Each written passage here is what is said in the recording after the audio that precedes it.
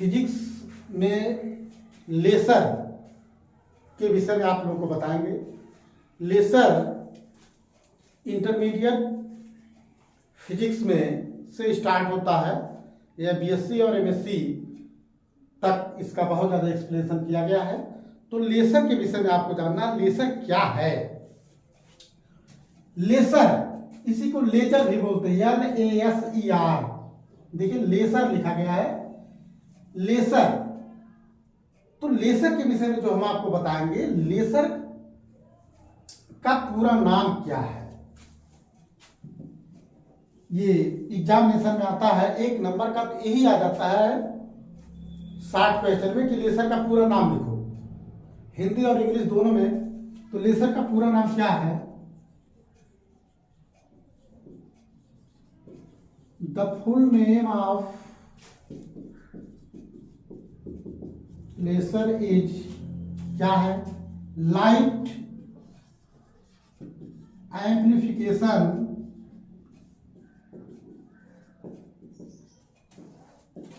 by stimulated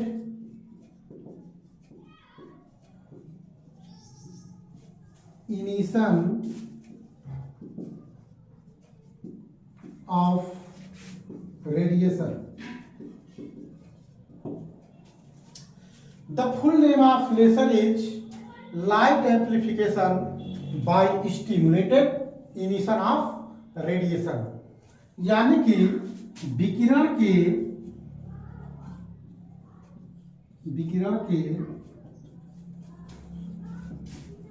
उद्दीप्त उत्सर्जन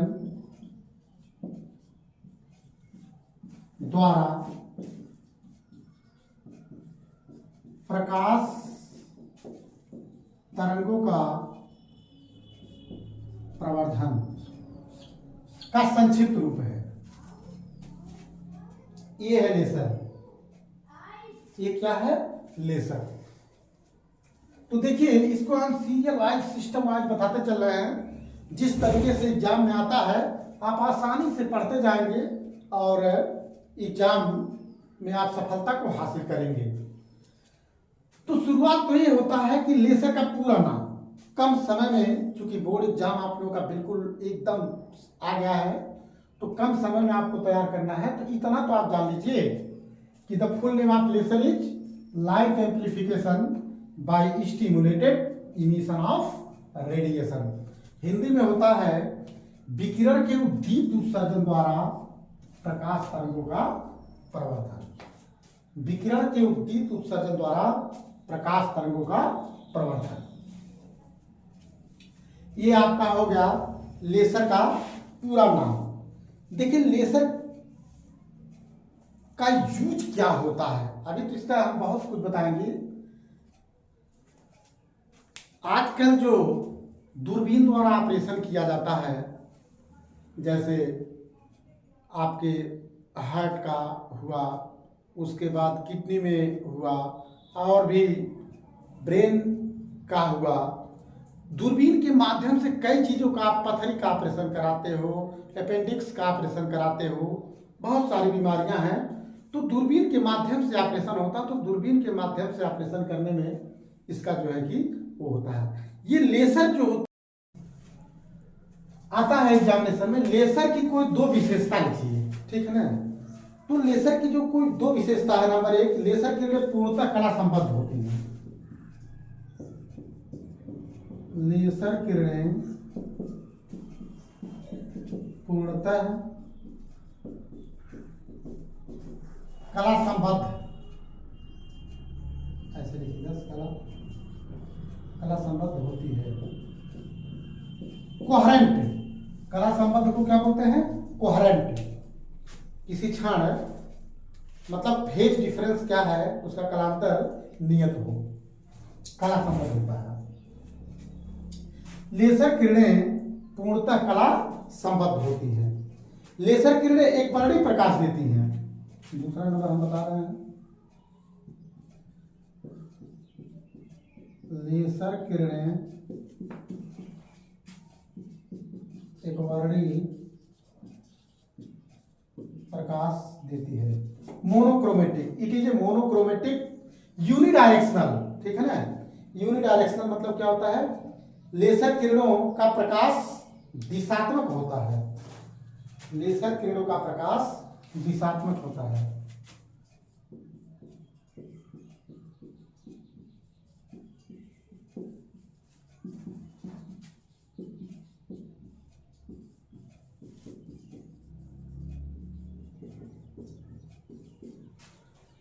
laser किरणों का प्रकाश दिशात्मक होता है। लेजर किरणें बहुत तीव्र होती है, इससे रमन रेखाएं आंख द्वारा देखी जा सकती हैं। लेजर किरणें बहुत तीव्र होती हैं, इससे रमन रेखाएं आंख द्वारा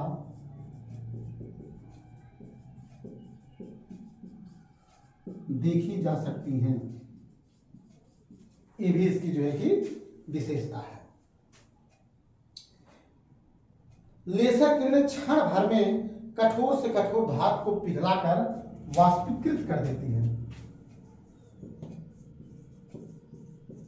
लेजर किरणें क्षण भर में कठोर से कठोर धातु को पिघलाकर वाष्पीकृत कर देती है। तो ये जो है कि लेजर की विशेषता होती है।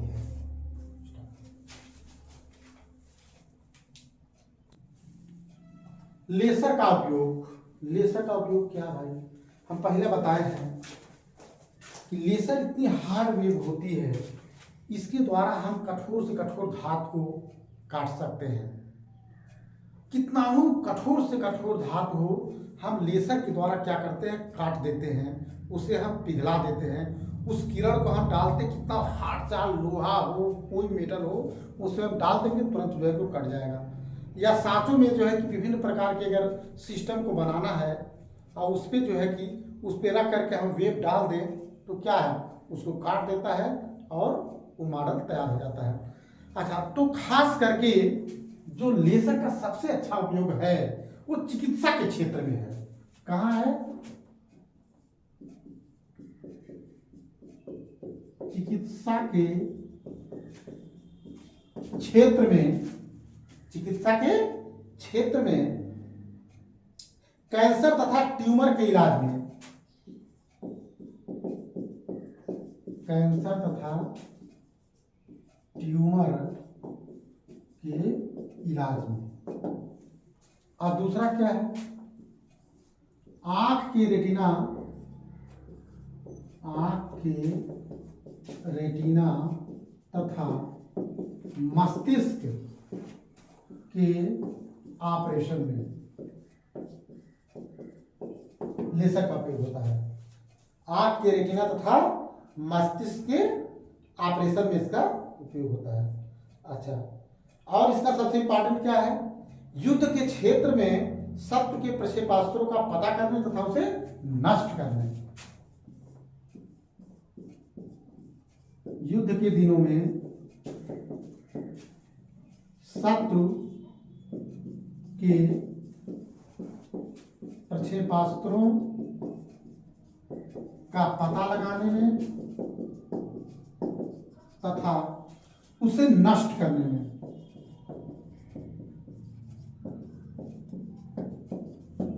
उसे नष्ट करने में। तकनीकी के क्षेत्र में स्टील की चादरों को काटने तथा कठोर पदार्थों के छिद्र करने में।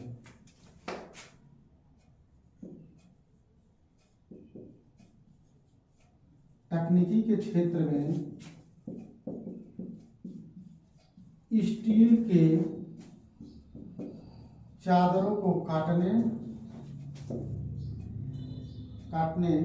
तथा उसमें कठोर पदार्थों में छिद्र करने में, कठोर पदार्थों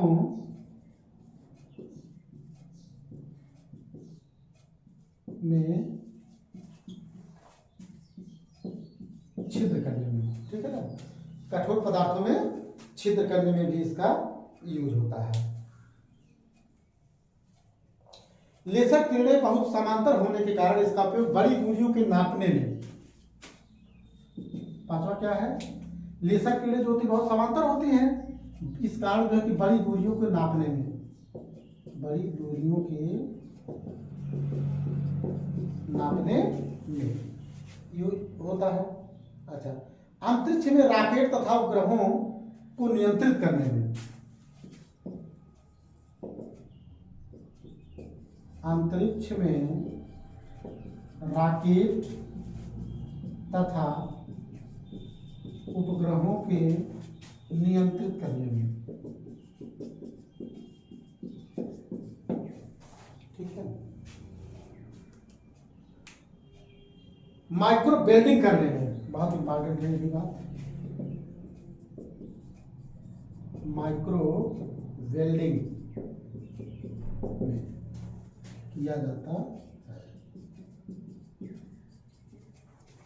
तो लेजर का यूज देखिए, इसे बोर्ड पे लिखा जाएगा, फिर समझाते हैं।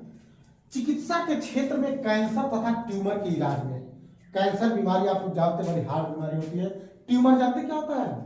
ट्यूमर जो है एक प्रकार की गांठ है, ये गांठ बहुत बड़ी हो जाती है तो फिर क्या होती है, विकराल रूप ले लेती है। आदमी इसमें जो है कि ट्यूमर पक जाएगा, ट्यूमर फट जाएगा तो आदमी मर जाता है। और इस ट्यूमर में जो है कि कैंसर भी होते हैं, बहुत खतरनाक होता है, लगभग ये सब बीमारियां बड़ी खतरनाक होती हैं, कैंसर ट्यूमर वगैरह। तो इसके इलाज में जो होता है क्या होता है, जो कैंसर के कीटाणु होते हैं, जो जीवाणु वगैरह होते हैं, बैक्टीरिया होते हैं, ठीक है, उनको मारने में, उसी को लोग क्या कहते हैं, सेकाई कहते हैं।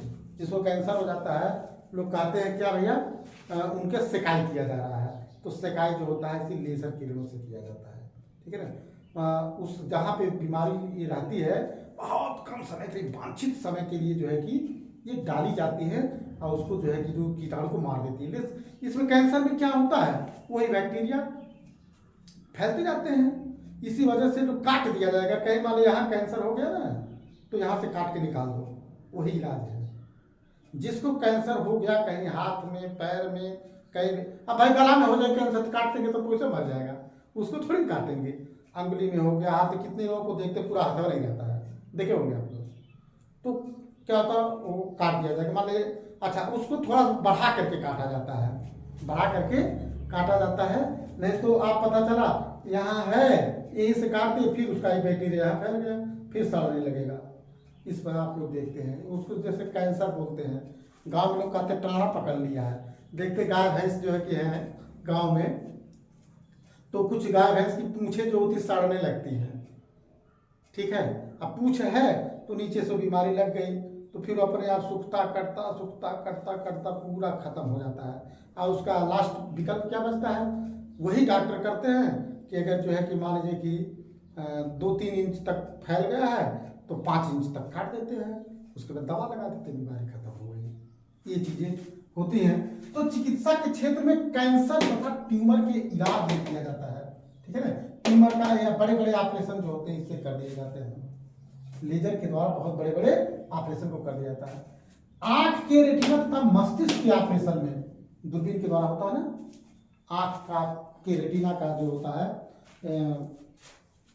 ऑपरेशन होता है, तो इसी लेजर किरणों के द्वारा, लेजर किरणें जो है कि दूरबीन के माध्यम से डाली जाती है और जहां पे जो है कि वो रहता है, ठीक है ना, समस्या उसको काट करके पिघला करके बाहर निकल देती है, न खून बहता न कुछ, आपको पता तक नहीं चलता है।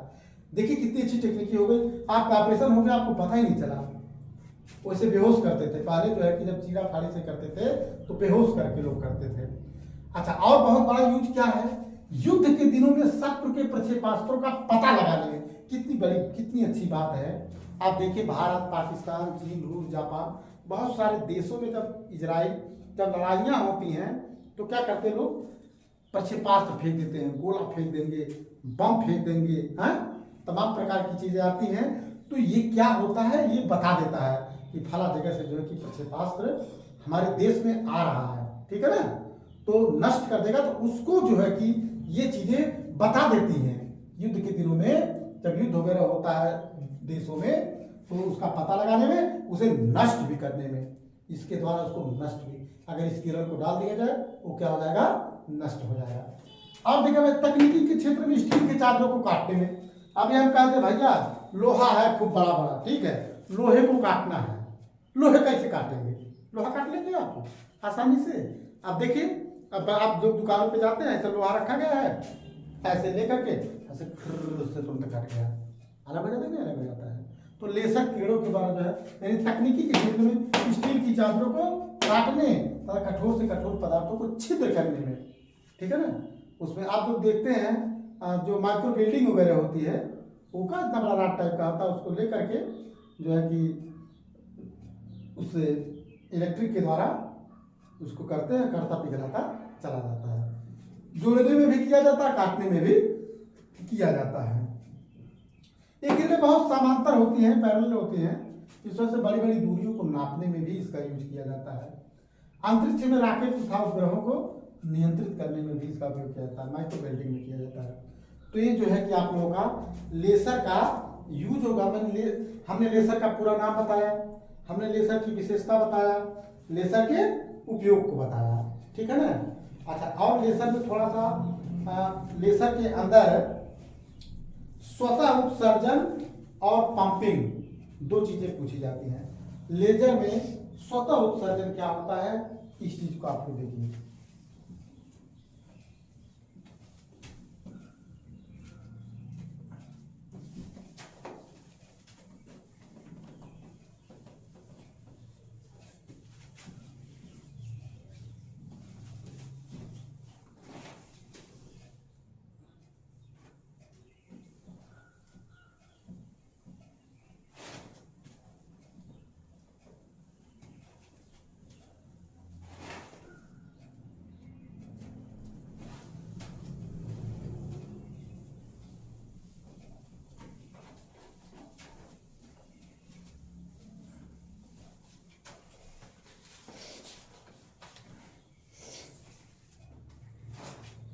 स्वतः उत्सर्जन,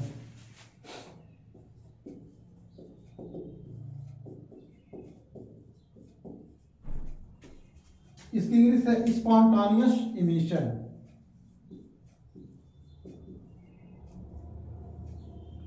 स्पॉन्टानियस इमिशन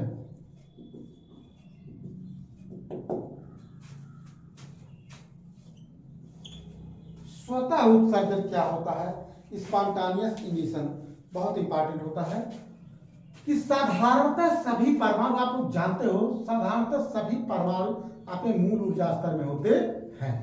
जब परमाणु को बाहर से उपयुक्त ऊर्जा मिल जाती है तो अपने किसी निश्चित कक्षा को छोड़ करके ऊंचे ऊर्जा स्तर वाली कक्षा में चला जाता है और वहां पर 10⁻⁸ सेकंड तक ठहर कर तुरंत अपनी नीची कक्षा में वापस लौट आता है और लौटते समय विद्युत चुंबकीय तरंगों के रूप में ऊर्जा का उत्सर्जन करता है।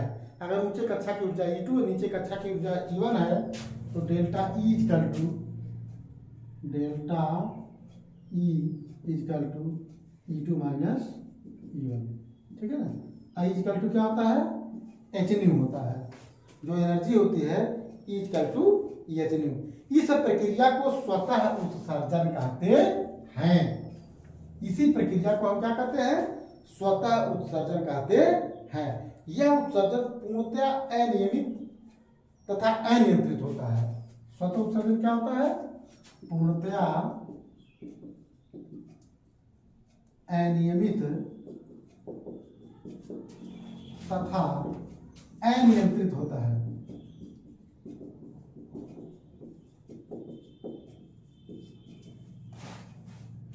स्वतः उत्सर्जन जो होता है पूर्णतः अनियमित तथा अनियंत्रित होता है। विभिन्न परमाणुओं के लिए विभिन्न समयों पर होता है, अतः विभिन्न परमाणुओं से स्वतः उत्सर्जन से प्राप्त कला क्या होता है, असंबद्ध होता है। इससे जो प्राप्त कला होती है वो क्या होती है, असंबद्ध होती है, असंबद्ध यानी इनकोहेरेंट,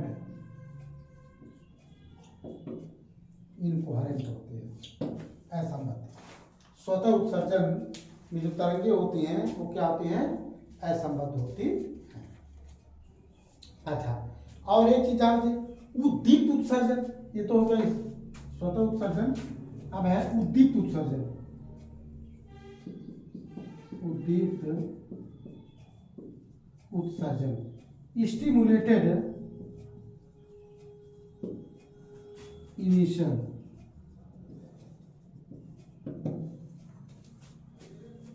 स्टिमुलेटेड इमिशन, उद्दीप्त उत्सर्जन। उद्दीप्त उत्सर्जन क्या होता है कि मान लिया परमाणु ऊंचे ऊर्जा स्तर में गया, नीचे ऊर्जा स्तर से कहा गया, ऊंचे ऊर्जा स्तर में गया और वहां से टकराते हुए नीचे ऊर्जा स्तर में आता है, ठीक है ना, टकराते हुए नीचे ऊर्जा स्तर में आता है। तो इस घटना को हम कहते हैं उद्दीप्त उत्सर्जन। इस उत्सर्जन में स्वतः उत्सर्जन की अपेक्षा बहुत कम समय लगता है। इस उत्सर्जन की विशेषता यह है कि उत्सर्जित उद्दीप्त प्रकाश आपतित प्रकाश के साथ कला संबद्ध तथा एक दिशीय होता है, ठीक है। अच्छा, ये तो हो गया आपका उद्दीप्त उत्सर्जन। स्वतः उत्सर्जन हो गया, उसके बाद उद्दीप्त उत्सर्जन हो गया। और इसमें एक चीज होती है पंपिंग, इसके अंदर पूछा जाता है लेसर में पंपिंग क्या होता है, पंपिंग, PUM, पंपिंग की पूरी स्पेलिंग जो होती है PUMPING, पंपिंग। पंपिंग क्या होता है, परमाणुओं का मूल ऊर्जा स्तर से उत्तेजित ऊर्जा स्तर में पहुंचने की क्रिया को क्या कहते हैं, पंपिंग कहते हैं। परमाणुओं का मूल ऊर्जा स्तर से उत्तेजित ऊर्जा स्तर में पहुंचने की क्रिया को पंपिंग कहते हैं। इस आधार पर लेसर जो होता है वो निम्नलिखित प्रकार का होता है, रूबी लेसर, गैस लेसर, अर्धचालक लेसर। लेसर क्या प्रकार का होता है, Ruby laser, gas laser,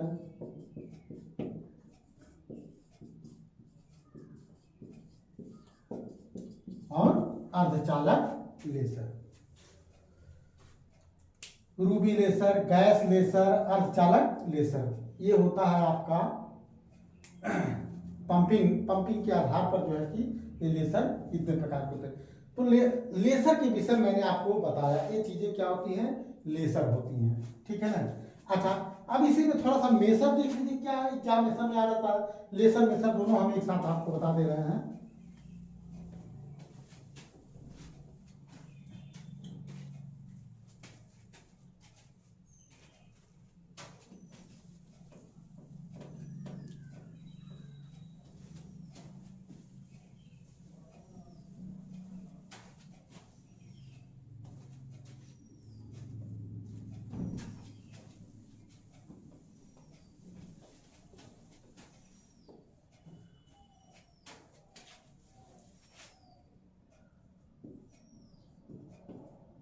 measure, MESER।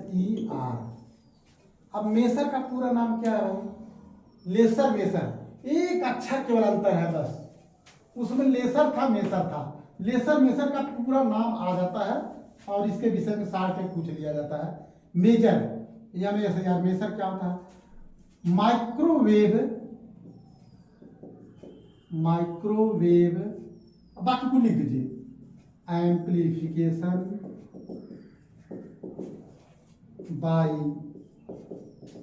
Stimulated emission of radiation, ठीक। अब लेसर जो हम पढ़ाए थे, लेसर में आप लोग क्या लिखे थे, देखिए इसको तरीका याद है ना। अब लेसर में तो हो गया मेसर। अच्छा, लेसर में भी मैंने बताया है आपको, जहां माइक्रोवेव लिखे हैं वहां क्या लिख दिए हैं, लाइट, LIGHT, बाकी कुल उतार दीजिए भाई, बाकी सारी स्पेलिंग तो समान है, MESER, है ना। लेसर में लाइट, मेसर में माइक्रोवेव। हिंदी में क्या होता है कि विकिरण के उद्दीप्त उत्सर्जन द्वारा माइक्रो तरंगों का प्रवर्धन। ठीक है, मेसर का हिंदी में नाम क्या होता है? विकिरण के उद्दीप्त उत्सर्जन द्वारा माइक्रो